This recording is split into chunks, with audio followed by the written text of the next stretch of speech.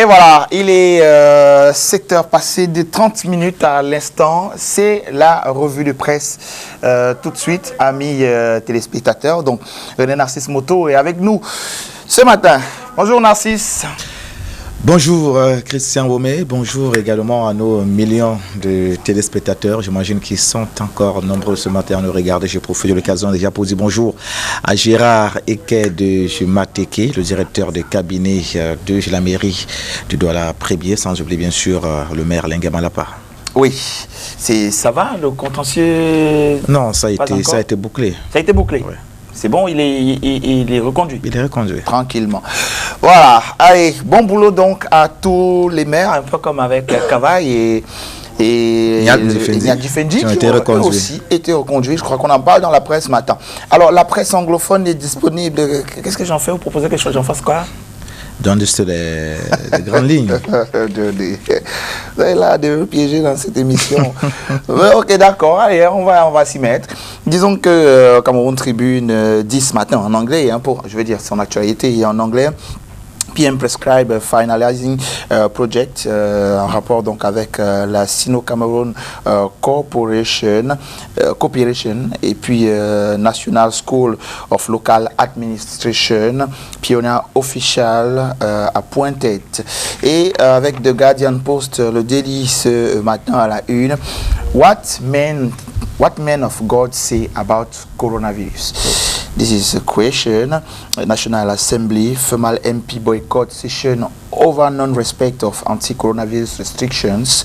Et anti-coronavirus restrictions, justement, UN Right Chief against jailing of defaulters. Et en pied de une de The Guardian Post ce matin, Agbobala led right group strike Amba fighters. Agbobala led right group strike Amba fighters says recent public execution of a couple in Jakiri is scream against humanity. Et voilà ce que The Guardian Post nous dit ce matin et Cameroun Tribune en anglais.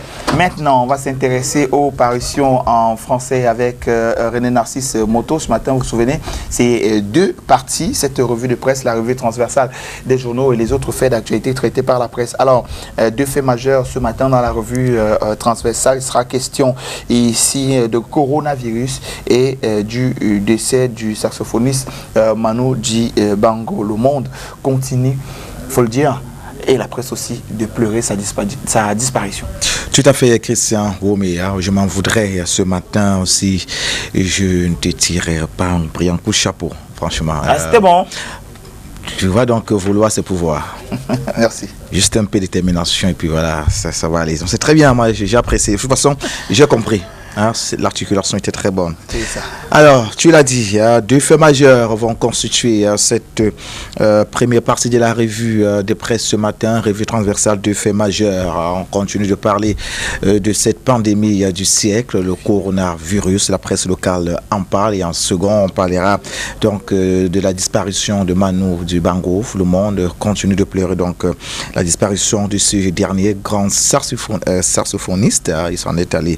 On en parlera donc tout à l'heure. Mais pour l'instant, on parle de la lutte contre le coronavirus, mutation. En fait, son dada ce matin, on peut d'ailleurs lire en première de couverture de ce journal.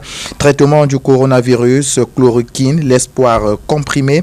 Le débat enfle sur l'efficacité de ce traitement. Son prix flambe sur le marché. Des pays dont les États-Unis et le Sénégal autorisent déjà son utilisation. C'est en page 7. Et puis, en petite fenêtre, le journal indique qu'il y aurait déjà 2 morts au Cameroun. La pandémie du siècle menace donc déjà la vie des Camerounais. On enregistre déjà 2 morts. Le journal nous en dit davantage à la page 6.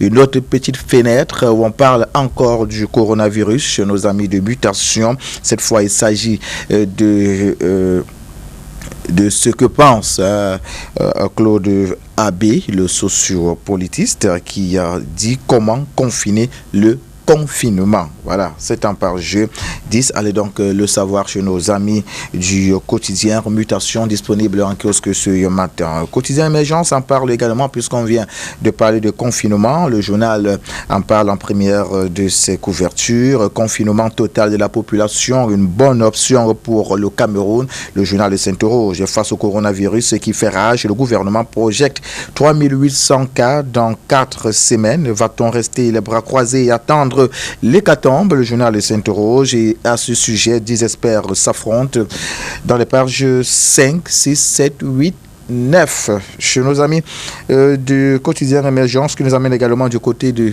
Garoua où le maire est en guerre contre le coronavirus. Quelles sont les stratégies mises en place dans cette partie du Cameroun après celles dictées par les pouvoirs publics? Quotidien Émergence en dit donc plus ce matin. Le jour de ce jour, il faudrait bien qu'on s'intéresse également au coronavirus, la dernière actualité autour donc de cette pandémie de l'heure. En première de couverture de ce journal, on peut lire Covid-19, Paul Biya parler. Le silence du chef de l'État depuis le début de la pandémie et son arrivée au Cameroun inquiète, indique dans le journal à la page 5. On peut également parler de la ruée vers la chloroquine, parlons justement de médication. Le journal nous renseigne ce matin que les pharmacies sont dévalisées, la vente prolifère dans la rue, les prix multipliés par 5. Le président de l'ordre des pharmaciens met en garde. C'est en page 2 et 3. Et puis on peut aussi parler du business des gels hydroalcooliques. Le journal en parle donc à la page 4. Le jour nous invite donc en kiosque ce jour. Cameroun Tribune ne s'empêche pas également de parler du coronavirus ce matin au rez-de-chaussée. On peut lire lutte contre le coronavirus, le coup de pouce d'un bienfaiteur. C'est en page 11. On ne perd rien à faire un tour en kiosque ce matin. Et que nous disent nos amis de la Nouvelle Expression, journal piloté par Séverin Tchonke. Le journal ne s'empêche pas lui aussi de s'intéresser à la lutte contre le coronavirus. C'est d'ailleurs ce qui bat la une de ce journal de ce matin. Traitement du coronavirus, la guerre de la chloroquine. À ce sujet, le journal renseigne que cet antipaludien, objet de toutes les polémiques ces derniers temps entre scientifiques et aussi au centre d'une bataille feutrée entre firmes pharmaceutiques mondiales. Mais la France vient de l'adopter sous pression, un espoir en tout cas pour l'éradication du virus qui a mis la planète Terre à genoux. C'est en page 5 et 6. Le journal nous amène à l'ouest. À l'ouest, on est à la recherche des fugitifs contaminés. Depuis plusieurs jours, les autorités de la région multiplient les communiqués pour inviter ces individus suspects à se présenter aux formations sanitaires appropriées. C'est en page 8, cette information. Et puis, le journal parle également de ces propositions de l'offre Orange. Hilaire Camara écrit au président de la République pour lui suggérer des mesures promptes à prendre, notamment sur l'urgence de l'état d'urgence et autres. C'est en page 9 cette information. Et puis à Bouddha, l'alerte au coronavirus se fait de plus en plus ressentir. Cette fois, il s'agit d'un prêtre qui, ayant célébré 2 messes à la paroisse Sainte-Anne de cette ville, a été dépisté positif à cette pandémie. En Nouvelle Expression, nous en dit davantage à la page 7. Rendez-vous en kiosque ce matin. Le messager de Jean-François Chanon est aussi en kiosque ce matin. On parle aussi de ce coronavirus. Tout d'abord, les dégâts collatéraux. Le Covid-19 déstabilise les dialysés, indique donc le messager ce matin. Lutte contre le Covid, on en parle toujours avec le messager Fritz Ngo. Tense les élus locaux. Ça, c'est en page 10. Rendez-vous en kiosque. Il y a également Info Matin qui en parle ce jour. Mesures anti-Covid-19, peut-on lire à la page 2. Nalova Lyonga, ministre des enseignements secondaires, sécurise donc son département ministériel. Le coronavirus affecte également le monde du sport. On le constate donc ce matin. On va-t-on vers l'annulation du CHAN 2020? Grosse interrogation donc de ce quotidien ce matin. Rendez-vous en kiosque. Il y a matière à lecture chez nos amis de Info Matin quotidien. On ne perdons rien à faire un tour en kiosque ce jour afin de se dégoter à la bonne source. On va poursuivre donc cette revue de presse. Nous sommes toujours avec le premier fait majeur. Le quotidien de l'économie en parle également. Peut-on lire en première de couverture de ce journal le Covid-19 et la prescription de la COBAC aux établissements de crédit que retenir. Dans une lettre circulaire, le secrétaire général de la Commission bancaire de l'Afrique centrale propose les pistes pour faire face à la crise sanitaire en cours. Information contenue en page 3. Bonnes affaires. Le coronavirus booste le business des mesures de protection. C'est ce que nous disent nos amis du quotidien de l'économie. Démonstration faite à la page 2. Il y a également le très hebdomadaire L'œil du Sahel, Guibaï Gatamar, qui nous invite en kiosque ce matin à l'extrême nord. On parle de ces populations qui redoutent le confinement total. C'est en page 5. 2 infirmières infectées au coronavirus au Cameroun. L'œil du Sahel nous le dit. Donc à la page 9, mais déjà à la page 4, on parle de ces 10 bars fermés du côté de Garondéré. Ce sont des mesures préventives de lutte du coronavirus. Voilà, c'est ce que nous disent nos amis de l'œil du Sahel ce matin. On poursuit donc avec le deuxième fait majeur, qui porte donc sur cette folle rumeur et qui annonçait donc pour mort le président de la République. C'est vrai que Christian n'en a pas fait mention tout à l'heure. Je l'ai oublié, il faut le dire. Je l'ai oublié. Donc c'est le second fait majeur. Mise au point en Cameroun Tribune. Le chef de l'État va normalement à ses occupations. Dans un communiqué de presse publié hier, le ministre de la Communication apporte un démenti formel aux propos insensés d'un certain Kanwa La Panthère et qui, dans une vidéo mise en ligne, annonce le décès du président de la République. C'est en page 2 cette information. On ne perdons rien à y faire un tour ce jour. Et puis, il y a également d'autres journaux qui en parlent ce matin. C'est le cas du quotidien Info Matin. Tentative de déstabilisation. Les réseaux sociaux tuent à nouveau Paul Biya. Les activistes annoncent une fois de plus le décès du chef de l'État, sémant l'affolement dans la population. Vérification, le chef de l'État est bel et bien vivant, indique donc Info Matin ce jour. Le Messager en parle également. C'est d'ailleurs l'information qui barre la une de ce journal de ce jour. Serail, polémique sur la vraie fausse mort de Biya. La rumeur du décès du chef de l'État inonde les réseaux sociaux au moment où les Camerounais attendent de lui et qu'il sorte de son éternel confinement pour diriger la lutte contre le Covid-19. C'est en page 3 et cette information pour ceux qui ont besoin d'amples détails sur cette information autour de Paul Biya, annoncé donc pour mort par les réseaux sociaux. On termine cette première partie avec le troisième fait majeur qui porte sur la disparition de Manu Dibango. Grégoire Oona rend hommage à Manu Dibango. C'est ce que nous disent nos amis du quotidien Le Jour. Ce jour, rendez-vous donc en kiosque, on vous l'a dit, c'est en page 9 cette information. Et puis il y a également nos amis de Info Matin quotidien qui parlent de Grégoire Oona, les dernières confidences de Manu Dibango. Dans un témoignage poignant écrit avec des larmes, son petit frère et non moins concitoyen évoque le souvenir du père de Soul Makossa emporté lundi par le Covid-19. Sortez vos mouchoirs. C'est ce que nous disent donc Info Matin quotidien ce jour. Il y a également une nouvelle expression qui en parle pour sortir. Manu Dibango, vibrant hommage de Grégoire Oona, le petit frère salue avec génuflexion plus d'une quarantaine d'années d'une amitié sincère et désintéressée fondée sur la joie de partager des tranches de vie. C'est en page 3. Et puis, il y a également Macron qui vénère un géant. Le géant, c'est Manu Dibango. Il a rendu un des hommages les plus pathétiques à la star mondiale et qui a vécu plus de 70 ans.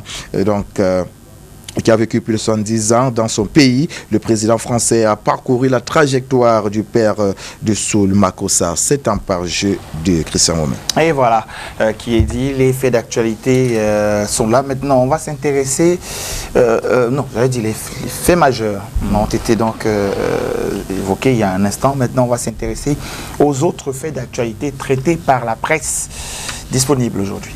Tout à fait, il y en a passé. Hein. On comprend tout de suite que l'info, l'actualité depuis quelques jours tourne autour du coronavirus. Voilà, on va donc s'intéresser à d'autres faits d'actualité. Quelques presses s'en parlent, pas d'autres faits, notamment Cameroun de Tribune qui nous amène donc au Parlement. Tu en parlais d'ailleurs tout à l'heure. Niat et Kavaye Yegui Djibril le reconduit. Le président du Sénat a été réélu hier, tandis que son homologue de l'Assemblée nationale et le bureau élu lors de la session de plein droit ont été réinstallés au perchoir au cours de 2 séances plénières conduites par les bureaux d'âge. C'est en page 13 cette information.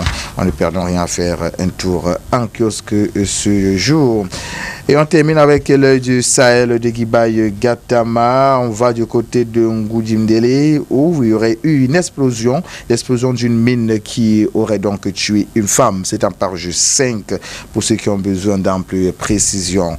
L'œil du Sahel nous amène aussi dans la prison de Yagoua où un terroriste de Boko Haram aurait donc racheté sa liberté. Ample précision, c'est en page 7. Voilà, cette autre messe est aussi dite.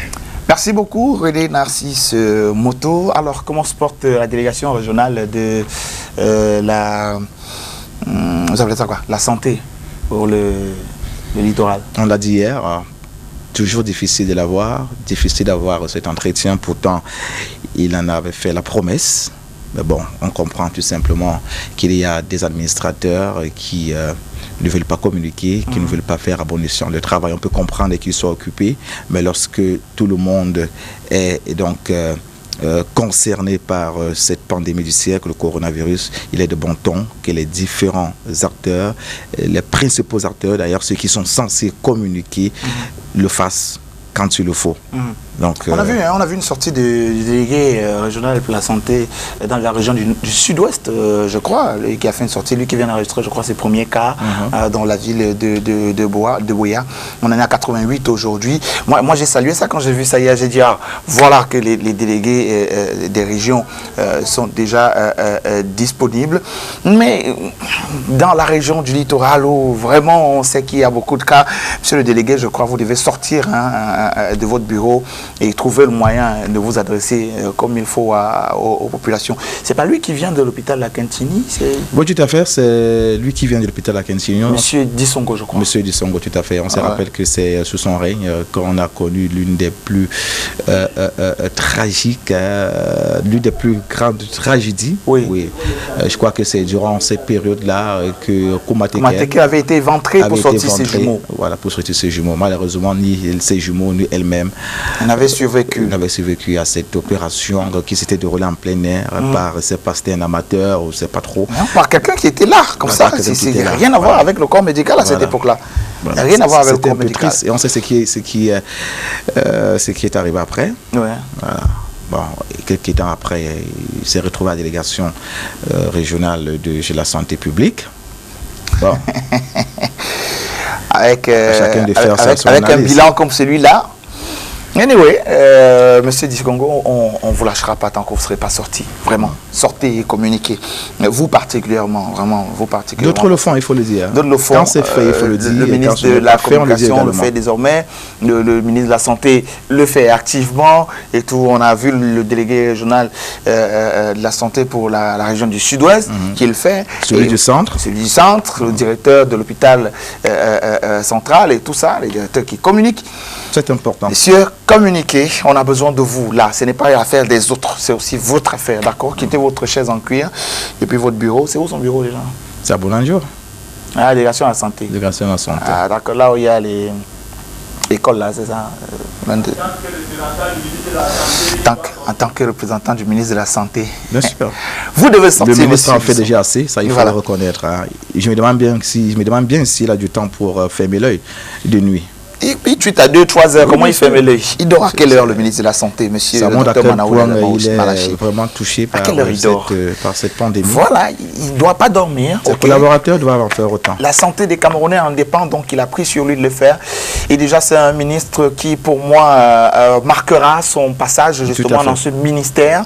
On s'en souviendra très longtemps. Il a réveillé beaucoup de dormeurs. Ah, oh, beaucoup. Il a réveillé beaucoup de dormeurs, ça il faut le dire. Oui, mais il y en a encore. Hein. Il y en a Kintini, dernièrement, ici, où on emprisonnait les gens. Et tout, il y avait une petite prison pour les mamans qui venaient avec les bébés et qui ne pouvaient pas payer les factures. La prison, je crois qu'elle est fermée maintenant. Ah oui, et même du côté de l'hôpital gynéco, obstétrique de... Il y avait également une prison là-bas. Bien sûr, c'est par là qu'il a commencé. Allez, attendez, quand le coronavirus sera parti, il continuera donc avec ses visites inopinées dans ces hôpitaux. Allez, beaucoup de courage à vous, docteur Manaouda Malachi, et bon boulot à tous les médecins. Il faudrait qu'il fasse aussi une descente inopinée à la délégation régionale de la santé publique. Oui, pour voir le ministre qui est toujours le délégué qui est toujours en réunion, mais dans son bureau. Il faut quoi? Il le faut. Il faut que ceux qui ont reçu mandat de travailler pour ce peuple, qu'ils travaillent, qu'ils fassent à bon escient leur travail. Et quand ils ne le feront pas, on viendra ici. Je crois que je vais faire un poste tout à l'heure. Où est passé le délégué régional de la santé pour le littoral? Juste comme ça. De toute façon, la rédaction lui ouvre ses portes. Comme depuis le début. Voilà. C'est super. Beaucoup de courage à vous. Allez, on se dit à 20h pour le news en français. 20h pour le news en français et puis 18h pour le news en anglais. Ce sera le DEX, la rédaction centrale. Maintenant, on va respirer en musique. On rappelle que dans la deuxième partie, on aura Adjara pour le 8h. On a également l'imam Daouda Aboubakar qui nous rejoindra donc dans la deuxième partie de cette émission, avec qui on parlera donc des mesures prises par la communauté musulmane pour repousser donc le coronavirus. Et un petit enseignement, naturellement, on est vendredi aujourd'hui, nous viendra donc de sa part. Et le coach Bertin Chinda, lui aussi, sera là en deuxième partie de cette émission. On parlera développement personnel. On aura aussi Oni Ladonette tout à l'heure pour la actualité autour du coronavirus. Ah oui, pourquoi pas, oui, bien sûr. Elle fait le tour du monde. Est-ce qu'elle est là déjà? Elle est là. Si on peut la voir même son avion vient juste d'atterrir. Voilà, allez, une musique maintenant. Matama. Oba Poyuga. Uti yule. Mbolo. Mountain Chubla. Soko biwo ambaba. Mena kuna mabuki maholio. Jamna. Agazane amyofu. Abala. Gaga chiamu. Bolon. Dari jam piko jam madala. Maintenant c'est pas toi. Monsieur Sonora là. Ma fille andi lan. Et bien du coup. Gavineur on la top.